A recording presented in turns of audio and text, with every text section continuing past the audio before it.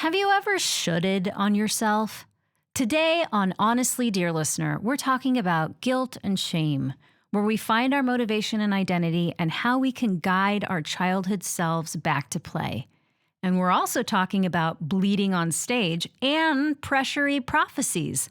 So welcome to Honestly, Dear listener, oh my God. here we are. It's Happy birthday. it's been a few weeks of this thing we're doing on the internet. Oh man, I know.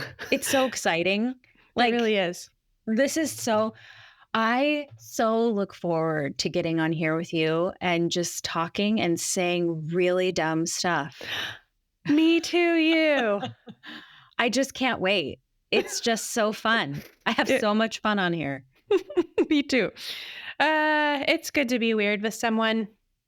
Yes, it is. I hope Yes. I hope you guys are having your people you can be weird with, and I hope we're a couple of those gals.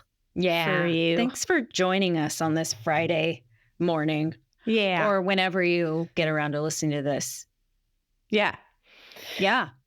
Okay. Oh, okay. I have a question. Yes. You have probably had like weird stage stories. Is there Yes. like, what's the weirdest thing or funniest thing that Mhm. has happened to you during a show? Yeah.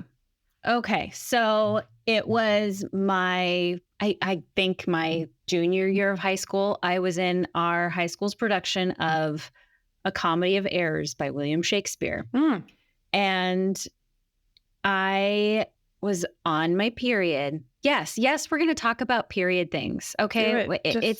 it's part of life. It's part of being a gal. Or anyway, so I was on my period, and I had at that time a pretty substantial flow. So I was in this like silky, satiny, sky blue number, right? And those things that you wear for Shakespeare, typically if you're doing that time period, are like robe things. Mm-hmm. So I bled through the back of my costume, No. which was in that time, I didn't know.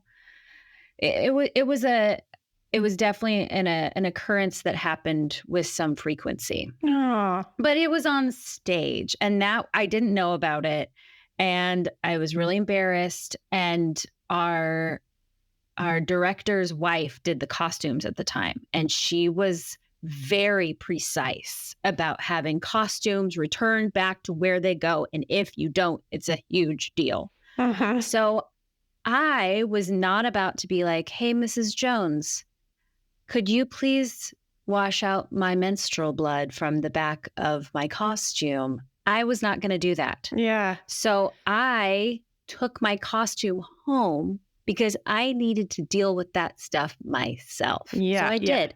Very carefully washed it out of my costume, dried it, ironed it the next day. It was back on the rack.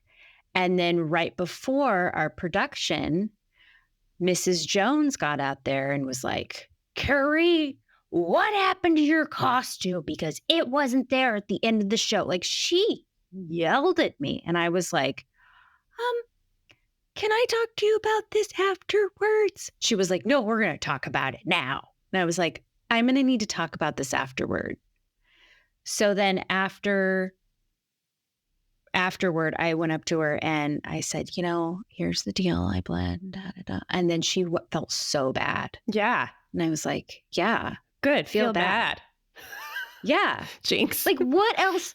What should I have done? Okay, maybe I should have communicated with her. But like, you're a junior in high school. You've only had your period for a couple of years. It's embarrassing. Yeah. So that's my embarrassing. But I don't think anyone saw. I don't think anyone saw it That's from good. from the audience. So yeah. That's good. Anyway, your turn. Well, I have a couple. They're Ooh, not yeah. like, but I feel like I should tell my blood story. It wasn't from Yeah. my vagina though. But Okay. I was in South Pacific, and I was Nellie Forbush. And it was senior year of high school. And the kids built the sets, bless their hearts. And I was doing the quick change after Honey Bun into the save me some turkey. That's not how I sing, but I really wanted to do it that way. And it was I think like a 45-second costume change or something like that. And I was like, it was into a leotard with wings and like a hat and whatever. And I scooted by the set really quick, and Oh, no. there was a screw sticking out of the set, and I was like, ow, as I ran by. Oh, no. And I turkeyed, and then I got off stage, and someone was like, is there blood dripping down your leg? And I was like, oh yeah, I still have a scar like this, because when I like went into the set and did this, it just like stuck in and ripped my skin open. And so there was blood running down my leg for turkey, which wasn't cool. And I still have that scar.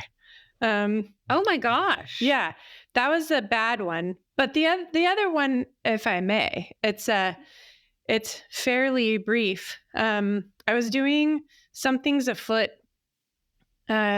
which is the musical version of 10 Little Indians, or I think, and then there were none, Agatha Christie. And this honestly is it just struck me so funny. There was a moment where we all had to look at each other and be like, and like say various things. And my friend David Kenworthy, I went, oh, and he went, cocky pop. And for some reason, cocky pop just got me. And I not even what's poppycock? Poppycock, not even poppycock? Cocky pop. Cocky pop? Okay. Just hearing unexpectedly the word cocky pop, which doesn't exist, I broke, and I have never broken like that on stage in my life. We were all supposed to freeze afterwards, and I was just like, cocky pop. It was a good one. Pop. Wow. Yeah, and my friend also was in Chicago, and she was in for Lipschitz, and she accidentally yelled lipsticks instead. Lipsticks. Like pop, six, squish, Cicero, lipsticks. That's amazing. No, that was a good one. Anyway, man. So those are some good stories. I'm sorry about your period blood, though. And Mrs. Jones, okay. What a bitch. Yeah. Thanks, Mrs. Jones. Yeah. No, it's okay. It's okay. I've got a lot of those period stories. So if you're lucky, dear listener, you'll hear them at some point. I think that periods are hysterical. Like I spent the first, I don't even know how long, like decade of having a period thinking it was just like so embarrassing and so awful and so all the things. And now I just think I'm so grateful for all my period mishaps because they make such good stories. They're hysterical. Anyway. I just love that you were like, I think periods are hysterical. They are. Get it? That. Hysteria. Yeah. Yeah. Yeah. What are we talking about today, Emily? Oh, my guilt. Yeah. How's that? Guilt. We're talking about guilt and shoulding yourself. Yeah. Do you know what shoulding yourself is? I sure do. It's when you use words like should in reference to yourself and a behavior that you should have done, but you didn't do. But now you just keep saying should. Also, have to. I feel like this is another word of like, oh, I have to. Like have to doesn't give you options. It's like there's a right, there's a wrong. Yeah. Instead of saying I want to, I have to. Because want to, there's more options in that. Like you have agency. And So tell me yeah. about the shoulds. Oh, got a case of the shoulds. Yep. So we've talked a little bit about before with our art being good at something. Does that mean that you have to do it? Do you create because you think you should, or because you actually want to? And I think that can Right. really mess with our heads. For instance, me, I've been singing since I was 3, in front of people.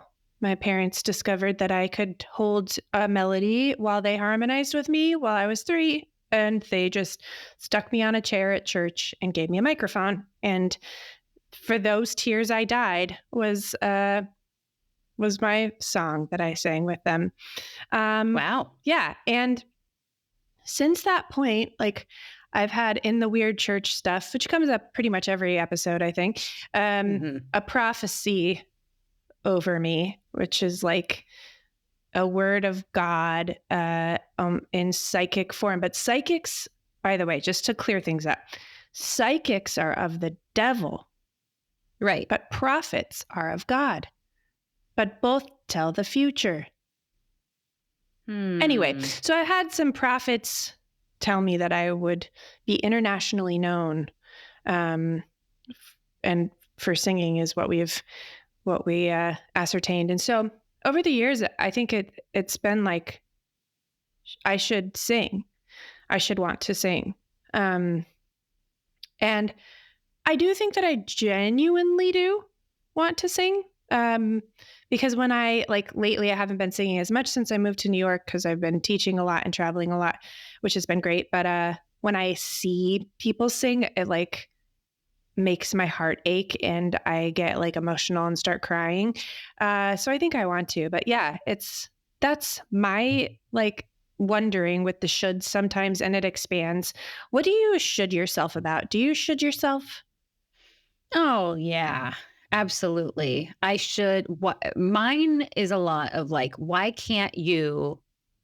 Why Mm, can't you? Why mm, can't you be this? Why can't you do that? Why can't you da da da da da da? Like constantly.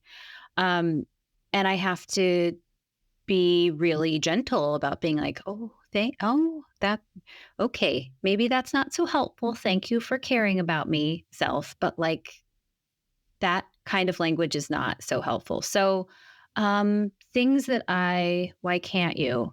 Why can't you be more motivated? Why can't you be better at this thing? Why can't you uh, do more output? Why can't you finish your novel? Why can't you all these things? mm, Um, and in general, to me, it's this whole idea of like we've talked about this before: away motivation versus toward motivation. And away motivation is using something in the negative, like fear or something like that, to motivate you to do something positive.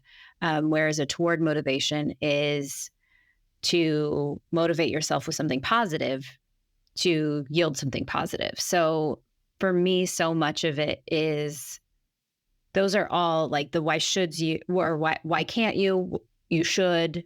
Why don't you?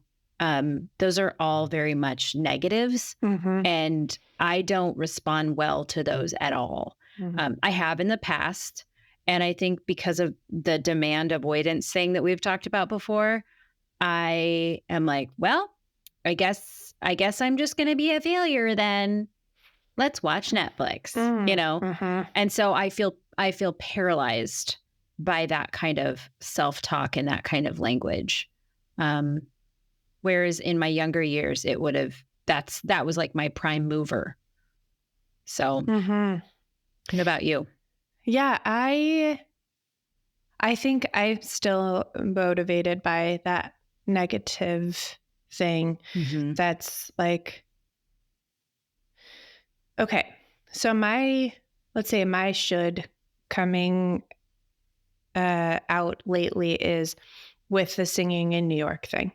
Like, I've only lived in New York since June. It is mid-November, like, and I should be singing by now. Like, so let's see. July, where I was gone half the month. August, I was gone the whole month. September, I was gone a week. October, wasn't really gone at all, you piece of shit.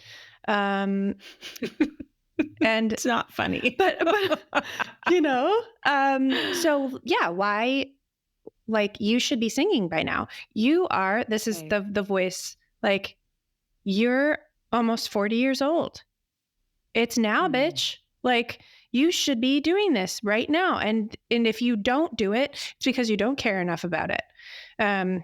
So I think I am motivated by that, but it takes a lot more to really truly motivate a person than just shame and guilt. In fact, they're really bad motivators. Because then you behave kind of more like the beaten dog. Right. Just like, I will go do something instead of like following joy. And that I think it's messed up my inner compass, because I don't sometimes know what I want anymore. Like, Yeah. you know, Oh, yeah. because if it all feels like, now go do it, then it's really hard to want to do anything. And then it's hard to tell, like, what do I love if it all feels kind of poopsy. So, yeah. Oh, yeah. Interesting. And then we get, like, I get confused when I don't know what I like because of that whole voice shoulding me. I get confused as to, well, am I doing it because I truly love the thing, or am I doing it because I'm good at the thing? And those are two very different things. Totally. You can absolutely, you can be wonderful at something and have it not be something that you want to do. Like, that's okay. You don't have to do something just because you're good at it. And on the other hand, you don't have to not do something because you're not good at it. Like, hobbies are wonderful things to have in our lives. So, yeah, that's so hard when we don't know even what we want to do. I've found that that's been one of my very biggest challenges as a creative, because you can do everything. You just can't do everything. Or you can have it all. You just can't have it all at once, they say. But I think because I was a mom I was pregnant on my honeymoon at 19. I've had to end divorced at 23 with an ex-husband that didn't help with child support most of my kid's life. I've had to do lots of things. And in order to keep music in my life, I had to do things. I say yes because it paid, And so at this point, it's like, I don't know what I like to do, because the answer is it singing and I make money? Then yes, I'll do it. I don't care what it is. Because if I'm supposed to be a singer, then I have to do whatever it takes to be a singer and make money. So at this point now, I don't have to do anything, but I don't know what I like, because like, you should do that. It's money, So right. It's so weird. And then I have like people, God bless their like well-intended hearts, trying to be like, well, what do you want to do? And I just want to be like, I don't know. Yeah. So I think the shoulds have ruined, for good reason, my perception of what I like. It's kind of strange. Yeah. And maybe not ruined, but like you need to re-engage with that part of yourself that knows you and can help you do things for joy, maybe. Yeah. Okay. So it's interesting because this whole conversation, we're talking about guilt and shame. And Brene Brown, wonderful shame researcher, she says that guilt and shame are two very different things. Just to recap what she says in her research, guilt is I did something bad or I did something not ideal and I wish I could do that differently in the future and I want to. Shame is I am something bad. And so which one from either guilt or shame do you think you connect with the most in your daily life? I think it's tough to tell. I really go between, because there's a part of me that I think really does kind of shame spiral and limit myself, because of shame, just limit myself as a human.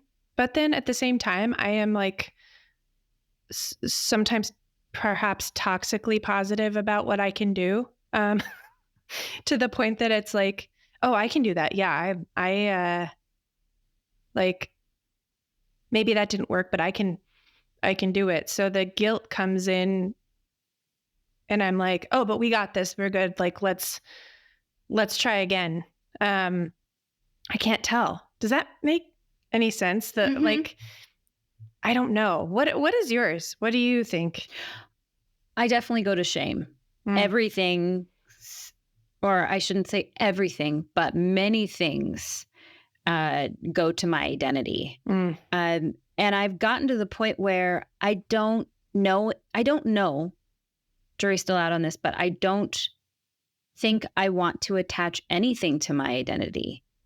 For example, and we've talked about this before, it's a very different thing to say, I am a writer versus I am someone who writes.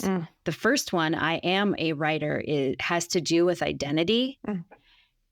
And for me, and I'm certainly not saying it's like this for everyone, because some people find a lot of peace and joy in saying, I am a writer, and attaching that to their identity. And that's what they do, and they love it. I'm awesome. That sounds great. Totally great. For me, it feels like a lot of pressure. Instead of just saying, I'm a person and I'm doing things and I'm following joy, it feels like a weight, kind of like the prophecy that was spoken over you when you were a child. It's like, oh, I am this thing, so now I have to make it come true, instead of being guided by joy and curiosity. And if it's in that direction, great. But I really do think, like, if it's something that you love to do, you will naturally go in that direction. Right. Instead of having the prophecy or the identity, like, I am this, make you clunk along toward that thing. I tend to want to rebel against that. I don't know why, but. Yeah. See, I don't rebel against it. It's like, there was this, I don't think I've shared this before. I can't remember, but there was this other prophet dude that was like, if prophecies don't, because this is a thing with prophets, you guys, if the prophecies don't come true, then you're a false prophet. Oh, like, wait, the prophet or you, the person being prophesied over? The prophet is. Okay. So then we had this dude, all these prophets are dead now, R.I.P. Let's be clear. But one of them gave a sermon before he prophesied. What a gem of a dude he was. Again, R.I.P. And saying that if the prophecies don't come true, it's your fault. Because it's your fault, the person that was prophesied over. Because you weren't following God in the right way to hear his voice. So he said that before he gave the prophecies, just to be sure that you had an extra heaping of guilt and shame.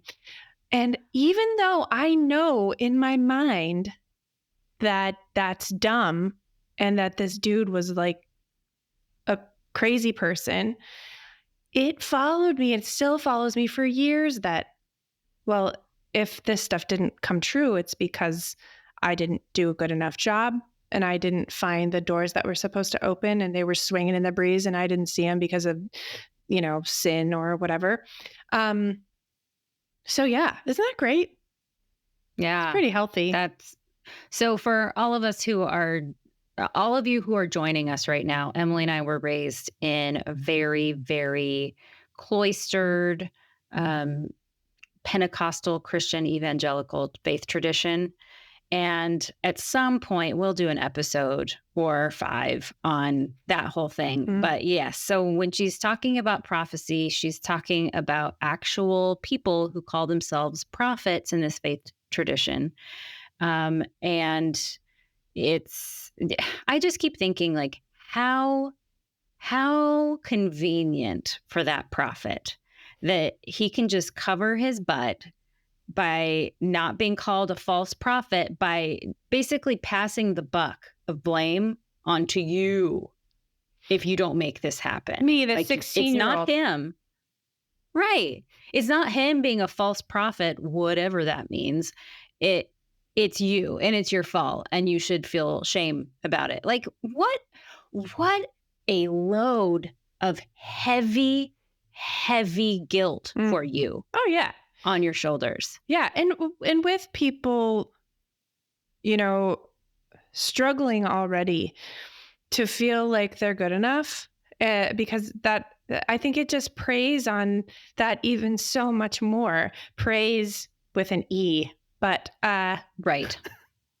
sorry. Good distinction. Thank you so much. Mhm. But yeah, I think it's like all of us, even people who didn't grow up under the like heavy lead blanket of church shame, like, you should do this. If you don't become a famous singer, if you don't become a person who starts a company or whatever, it's because you should have done things differently, and every day you should have done this. And if you don't do it, it's your own fault. You're worthless. Right. Like, it's heavy enough to just be alive without that heaped on top of you. But yeah, I think once again, that voice that's shooting us is trying to save us. It's trying to be like, you want to be something, you want to do something, you should do this. And then, you should have done that because then this, so then you can learn from that. That voice is trying to keep you on some sort of track that that you want, but it's like, thanks for that, dude. Back off me, because I got enough right now, or could we think of that in a different way? What about the reframe on Let's that? rephrase that. That's right. Yeah. So what do we do, Yeah. Carrie? What do we do? Oh, gosh. Oh, man. Well, at least for me, taking things out of the identity piece and taking, saying, I refuse to make this part of an identity thing. I am bad, or I am a failure. And saying, this is more of a behavior thing. Mm-hmm. So, like, maybe if I sit down and schedule out on Mondays, Wednesdays, and Fridays, I spend 2 hours doing the thing that I love and making a thing or whatever. Like, to me, that takes it out of shame land into guilt land, for lack of a better term. And guilt is more about, according to Brene Brown, it's more about changing behavior and using that feeling of, I wish that I had used that behavior to behavior modify for the future. To affect change instead of just like soaking it in and sitting on it and letting it become, I am bad. Yeah. Yeah. Yeah. Because like, how is that ever... the I am bad is slandering the very vessel that you're making the art with. So, like, how is that edifying. Oh, there's a Christian word right there. We're Oh, speaking Christian hard today. Christianese. Yeah. That's right. How do you get good things out of a thing that you're slandering and breaking down? Like that, logically, that doesn't make sense. And I know we do it all the time, but Yeah. instead saying, no, I'm protecting my identity. I'm just talking about behavior. Let's make a behavior change. I just had this vision of like a little kid in a dungeon, like coloring, and you're like, make another picture. And the kid's just like, and then gives you the picture, and you're like, this picture sucks, make a better one. And they're like, and that's kind of like what we are doing. Like, you should be better at coloring. You've been in this dungeon for 20 years. You'd think you could come up with something better than this. Right. Like, yeah. That's so sad. That little creative person in us that just wants to sing a song or sew a dress. It's like, you should have started when you were younger. I'm sorry. Right. You know, like, that's so sad. Yeah. How do we take her out of the dungeon into a wide open space where there's room, there's light? Yeah. Some gentleness there. Mm-hmm. I mean, if you're really trying to like get something out of yourself, like, because that's what creativity is, really, right? Mhm. We're trying to draw something out of us. What if we could talk to ourselves like a cute little, like, kitty? Come on. Come do this fun thing out here. Yeah. Mhm. That'd be so nice. That sounds so nice. Yeah. Like, hey, there's a song in here. I'm so like, come on, let's sit and play. Like, let's play our instrument and see what's in here, you know? Yeah. So that should be a better That's where I song. Right. Sorry. That's where I think that curiosity is so important when it comes to making things, because curiosity doesn't say, I'm gonna sit down and write the best song and be a Grammy winner and and like all this pressure put on its back. Curiosity says, well, what about the next thing? What about the next note? What about the next phrase? What then? That's interesting. Let me follow that. Like, it's a whole different way of looking at how to do the thing instead of being so. And then also it's like, well, what's the end goal? You know, am I trying to be Mariah Carey? Am I trying to, well, what if I was just making things for me? What if that's enough? I don't know. What do you think? I think so. Yeah. And I think, you know, so many of us have that within us, like, let's go show people what we made. And so it is enough to make it for you and follow that joy. But part of that joy can be, you can yes, and that too. And let's go show our, like, I don't know why I'm doing all this little kid stuff in my brain, but like, let's go show our parents' friends our picture. You know what I mean? Like, I made this thing, you know, that can be joy and wonder too.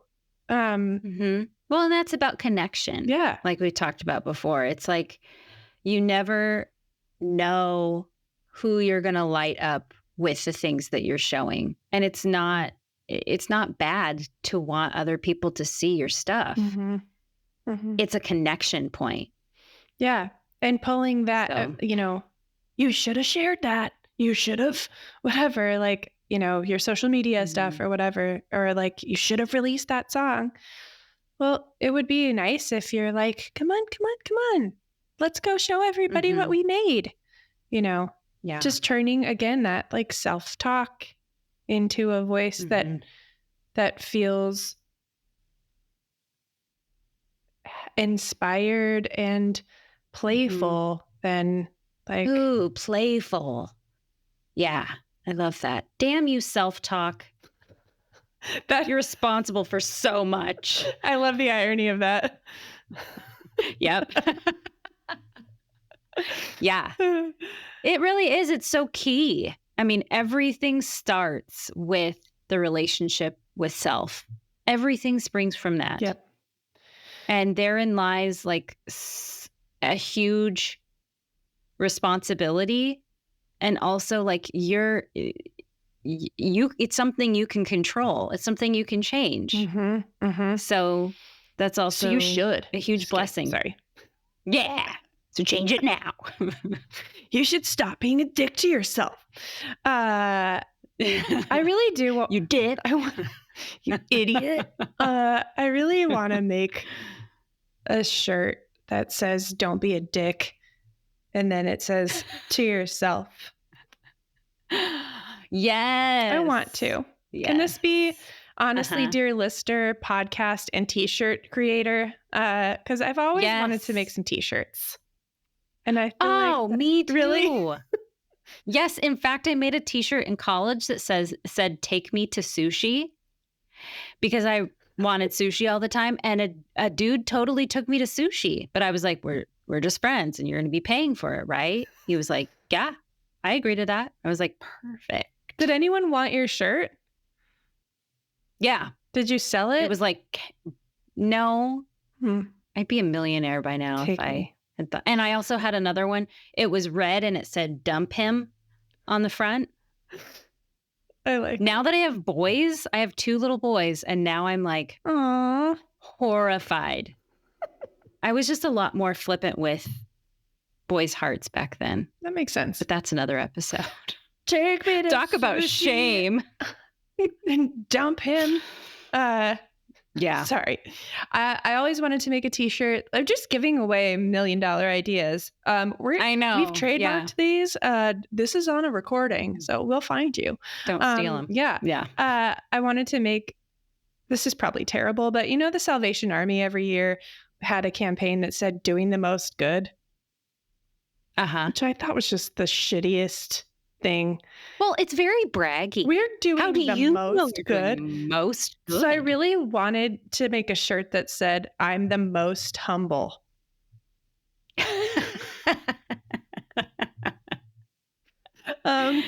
Yes. Doing the most good. Wow. Yeah. That took some gumption right there. Mm-hmm. Oof. Mm-hmm. Well, you know what, Emily? The good thing is that there's time. There's time for these t-shirt ideas. Maybe we can make one that says, "Why is my inner critic such a bitch?" Yeah. Yeah. I think these are good Totally ideas. down with that. Just maybe some ironic self-talk. Yes. I think it's hysterical. Why not? Let's do it. What do you guys think? Yep. You know what? We could make some t-shirts. If you guys want to donate to our Patreon, let's make some t-shirts. Oh, yeah. Oh, my God. Yeah. We should put up a t-shirt support. Yes. Absolutely. Okay, so yes, if you let's be clear though. If you donate to our Patreon, we probably will not use it to make t-shirts with. We'll probably use it for things like bills and making this podcast better. So if you would like to donate to that cause, you may do so on our website at honestlydearlistener.com. It's easy. You just go there and you click on support. And can we just say we are so grateful for your support, because like Emily said, it really does cost money. Thanks in advance. Absolutely. I'm not going to say you should. But if it brings you joy, you should. Just kidding. You can. Thank you guys so much for listening. And in advance, thank you for telling us about the ways that you are overcoming these shame spirals, because we want to know what does that look like for you? Mm-hmm. We'll talk about it. What are your strategies? Yeah. DM us. You can reach out to us on our website. You can email us at honestlydearlistener@gmail.com, or you can interact with us on Instagram. We're in all those places. We want more friends just like you, okay? Yeah, where are you, friends? Come find us. Well, all right, friend. That was honest. Yep. Dear listener. Yeah. All right. Till next week. Goodbye. Bye.